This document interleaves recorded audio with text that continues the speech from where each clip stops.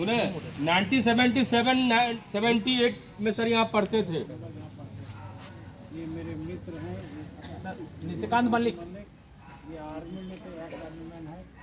और मैं चाहता था कि वह हम सिविल सर्विस करें, लेकिन किस्मत में जो लिखा रहता है वही आदमी। मैं 77-78 में यहाँ से क्लास 7-8 तक पढ़ाई किया। उसके बाद उस समय यहाँ साइंस टीचर की कमी के चलते हम लोग के पास में साइंस टीचर की कमी के आप लोग आगे बढ़ो, आगे बढ़ो। ये बिल्डिंग जो अभी देख रहे हैं, आप थोड़ा क्लोज हो जाओ, थोड़ा क्लोज हो जाओ। वो बिल्डिंग प्लीज प्लीज कम, लेकिन क्लोज, थोड़ा सा क्लोज हो जाइए। आ जाओ, थोड़ा सा क्लोज हो जाओ। थोड़ा ठीक कर दीजिए, आप लोग अच्छा से। आज बहुत खुशी हो रही है कि आज हम आप लोगों के बीच हैं, और हम भी ऐसा लग रहा है कि आप लोगों की उम्र में आ गए, और वो भी जज्बा भी हमें भी दिखाई दे रहा है। लेकिन हम लोग आज से 40-45 साल पहले यहाँ पढ़ा किया करते थे। इस स्कूल का पंचानंद राजवाला हाई स्कूल का हिस्ट्री बहुत ही गरिमापूर्ण रहा है, और बहुत सारे डॉक्टर, इंजीनियर सिविल सर्विसेज में हैं। लेकिन कुछ लोग समय समय पर यहाँ आते हैं, नहीं आ पाते हैं, बहुत सारे कारण है। लेकिन मेरा सौभाग्य है कि मैं इसी गांव के रहने वाला हूँ, इसीलिए मैं आज भी इसी गांव से जुड़ा हुआ हूँ। और कोरोना काल में भी जब बहुत सारे इधर उधर कोरोना के चलते मरीज खराब हो रहे थे, तो मैं उस समय बोकारो जनरल अस्पताल में जॉइंट डायरेक्टर के पद पर पदस्थापित थे, और मैं वहाँ भी अपना योगदान दे रहा था। और अपना गांव को भी कोरोना के काल में हम अडॉप्ट किए थे। तो उस समय भी मेरे से जो हो पाया, हमने सतनपुर के लिए अपने जितना भी हो पाया ह्यूमैनिटी के लिए मैंने सेवा दिया और दे रहा हूँ। और मैं आप लोगों को भी बोलता हूँ, मैं इस स्कूल का बहुत ही आभारी हूँ कि आज मैं आप लोगों के सामने क्या बोलूँ। मैं अपना नाम देश विदेशों में भी मेरे बहुत सारे पब्लिकेशन है, जर्नल है, और मैं देश विदेश का भी यात्रा करता हूँ। नेफ्रोलॉजी के मैं हेड होने के नाते मेरा एक नेफ्रोलॉजी में दुनिया में एक अजीब सा कंट्रीब्यूशन है। मेरा झारखंड में कंट्रीब्यूशन है, इंडिया में है, और मैं विदेश में भी जाता हूँ। तो आप लोगों को यही बोलना है कि अपना अपना एम कर लीजिए, कभी मन छोटा मत करिएगा कि DPS, चिन्मय विद्यालय और अच्छे अच्छे प्राइवेट स्कूल पढ़ते हैं तो हमारे विद्यार्थी अच्छे होते हैं। मेरा मन में अगर जज्बा हो तो हम लोग कुछ भी कर सकते हैं। मुझे एक चीज़ हुआ था, जब मैं छोटा गांव में पढ़ता था तो लगता था कि आर्थिक कमी एक बहुत बड़ा हडल बनेंगे।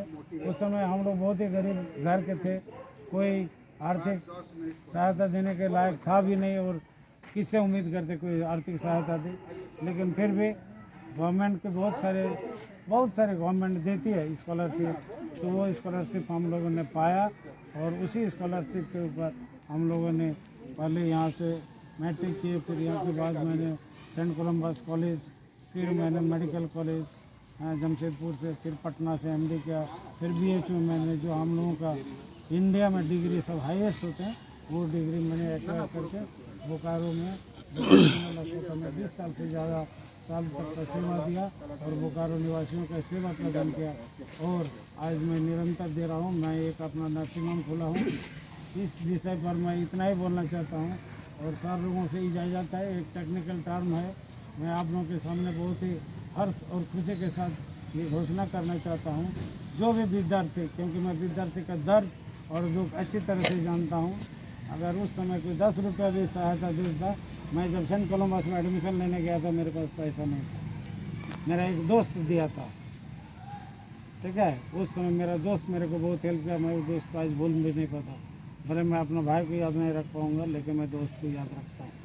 आज भी मैं उसको अपना हॉस्पिटल में जब भी आता है, जो भी हो पाता है, मैं उनको इलाज करता हूँ, सब चीज़ करता हूँ। तो आप आज लोगों के बीच मैं एक स्कॉलरशिप बोलिए या रिवार्ड बोलिए, एक घोषणा करता हूँ। जो 10th में विद्यार्थी टॉप करेंगे, थ्रू आउट टॉपर होंगे, उनके लिए 5001 रुपया, और जो 12th में थ्रू आउट टॉपर होंगे, इररेस्पेक्टिव एनीथिंग, मैंने 5001 रुपया 12th का जो टॉपर होगा घोषणा करता हूँ।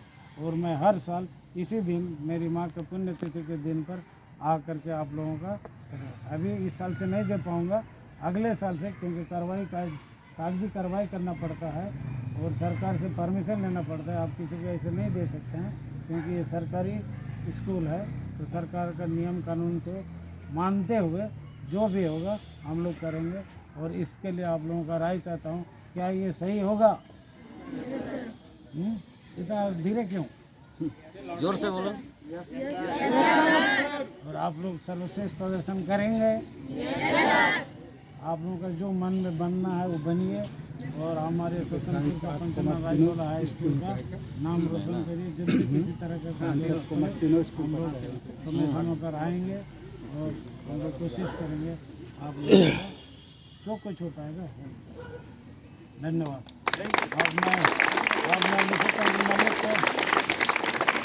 मैं निशिकांत मलिक को आमंत्रित करता हूँ कि कुछ इस उपलक्ष्य में 2 शब्द कहें और बच्चों लोगों को मोटिवेट करें, क्योंकि कोई आर्मी में जाना चाहता है, कोई एयरफोर्स में जाना चाहता है, वो अपना एक्सपीरियंस बताएंगे।